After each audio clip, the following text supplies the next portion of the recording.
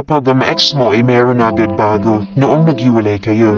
Ang tawag dyan ay monkey branching, hindi kaya rebound. Ang monkey branching ay madalas na ginagawa ng mga babae pero ginagawa nito ng mga lalaki. Malaki ang possibility na yung bago niya ay matagal na niyang kinakausap noong kayo pa at habang nag-aalabuan na.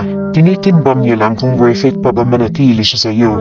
Hindi kaya mas worth it na lumipat siya sa ibang sama, hindi kaya sa ibang tao. So mayroong betrayal o cheating dun. Doon naman tayo sa rebound. Magkaiba ang monkey branching sa rebound. Sapagkat sa rebound, noong naghiwalay kayo, ay doon pa lang siya nag-entertain ng iba bilang panakikbutas.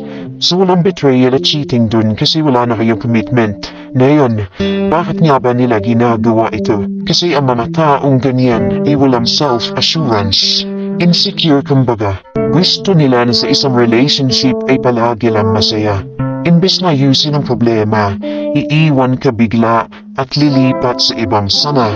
Dahil hindi nila kaya maging masaya at mag-heal na mag-isa. Kailangan nila ng ibang tao na mag-feed ng ego nila kasi nung naghiwalay kayo, sira ang kanilang kumpiyansa. Ganun lang kasimple yun. You betrayed me and I knew that you'll never feel sorry for the way I